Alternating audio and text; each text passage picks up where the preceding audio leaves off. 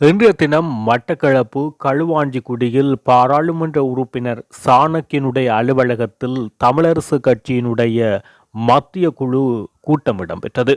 இந்த கூட்டத்தில் எடுக்கப்பட்ட தீர்மானங்கள் தொடர்பில் தற்போது தகவல்கள் வெளியாகியுள்ள நிலையில் பலரும் எதிர்பார்த்த ஒரு விடயம், சுமந்திரன் கட்சியினுடைய பொதுச் செயலாளராக உருவாகுவார், அதற்கான திட்டத்தை அவர் மேற்கொள்கிறார், சிறிதனை ஓரம் கட்டுவதற்கான செயற்பாடுகளை மேற்கொள்வதற்கான ஒரு முயற்சியாக அவர் பொதுச் செயலாளராக வருவார் என ஏற்கனவே பல்வேறும் தெரிவித்த கருத்து இன்றைய தினம் உண்மையாகியுள்ளது.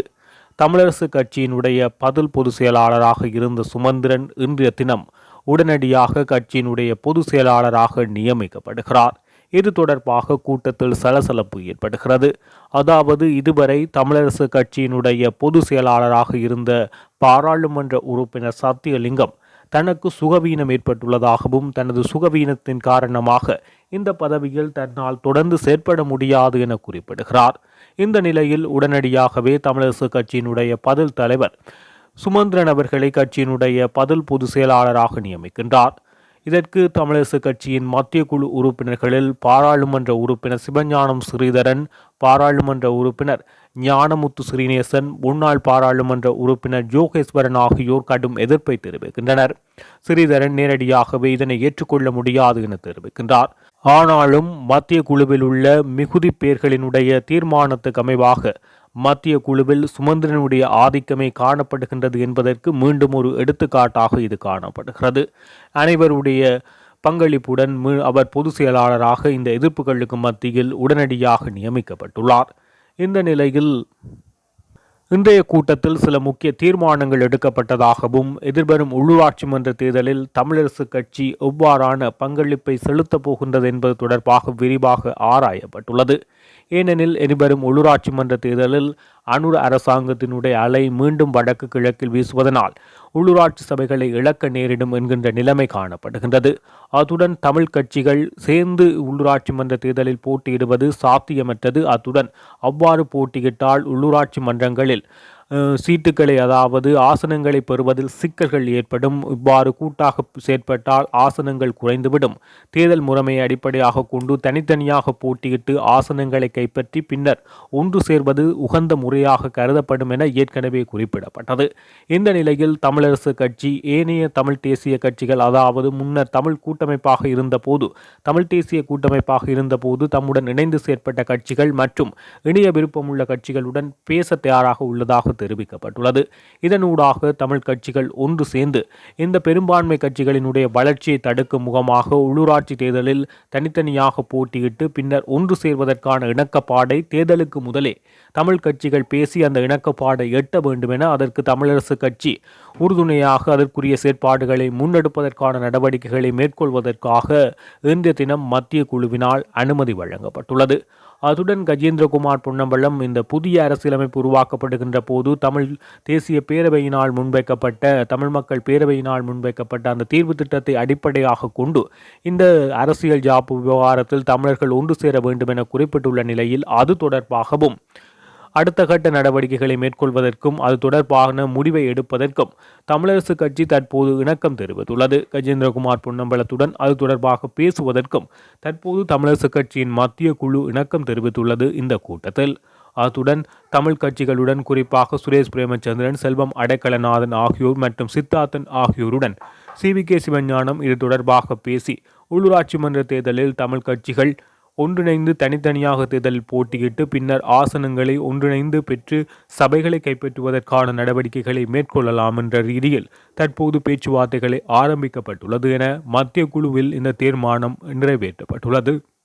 தையிட்டு திஸ்ஸவிகாரை தொடர்பாக நாளுக்கு நாள் பல்வேறு பிரச்சனைகள் அதிகரித்த வண்ணமே காணப்படுகிறது. சட்டவிரோதமாக கட்டப்பட்ட அந்த கட்டடத்தை உடனடியாக அகற்ற வேண்டும் என தமிழ் தரப்பினர் மிக பெரும் அளவில் ஒன்று சேர்ந்து போராட்டங்களை மேற்கொண்டு வருகின்றனர்.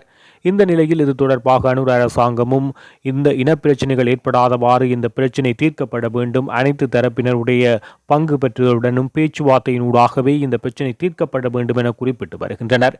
ஒரு சில தென்னிலங்கை இனவாதிகள் ஒருபோதும் அதை மேற்கொள்ள முடியாது, முடிந்தால் கைவைத்து பாருங்கள் என்ற துணியில் இனவாதத்தை தூண்டும் வகையில் கருத்துக்களை தெரிவித்து வருகின்றனர். இந்த நிலையில் இந்த விடயம் தொடர்பாக பௌத்த தேரரான பொகவந்தலாவ ராகுல தேரர் ஒரு கருத்தை குறிப்பிடுகிறார். உண்மையில் இந்த தையட்டி திஸ்ஸ ரஜமகா விகாரை என்பது அரசாங்கத்தினுடையதும் இராணுவமும் சேர்ந்து செய்த ஒரு சூழ்ச்சியான சம்பவம் என அவர் குறிப்பிடுகிறார். இந்த சூழ்ச்சியால் தற்போது இனங்களுக்கு இடையிலான முரண்பாடு ஏற்படுவதற்கு வழிகோலுகின்ற ஒரு அம்சம் தற்போது பரவி உள்ளதாக அவர் குறிப்பிடுகின்றார். இந்த நிலையில் இராணுவமும் அரசாங்கமும் வேண்டுமென்றே இதை செய்துள்ளதாகவும் தற்போதுள்ள நிலையில் இதனை இடிப்பதனூடாக இனவாத ரீதியிலான போராட்டங்களும் இனவாத கலவரங்களுமே வெடிக்கும், அது உண்மை என அவர் குறிப்பிடுகிறார். எனவே இதனை இடிப்பது என்பது மிகவும் கடினமான ஒரு விடயம். ஆனால் கட்டாயமாக இந்த விகாரை இருக்கின்ற இடத்தை விட்டு சூழவுள்ள அனைத்து காணிகளும் உரியவர்களுக்கு வழங்கப்பட வேண்டும். இந்த விகாரை தற்போது அமைக்கப்பட்டுள்ள காணி தொடர்பான உரிமையாளருடன் இது தொடர்பாக விகாரை தொடர்பாக பேசி ஒரு தீர்க்கமான முடிவை எடுக்க வேண்டும். இதுவே உசிதமானது. இடிக்க முயன்றால் அது மிக பெரும் போராட்டத்தையும் இனவாதத்தையும் நிச்சயம் ஏற்படுத்தும் என ராகுல தேரர் குறிப்பிடுகிறார். எனவே சட்டவிரோதமாக கட்டப்பட்டது என்பதை ஏற்றுக்கொள்கின்றோம். ஆனால் தற்போது இதனை இடித்து இனங்களுக்கு இடையில் முரண்பாடை ஏற்படுத்த அனைவரும் விரும்ப வேண்டாம் என அவர் சுட்டிக்காட்டுகிறார்.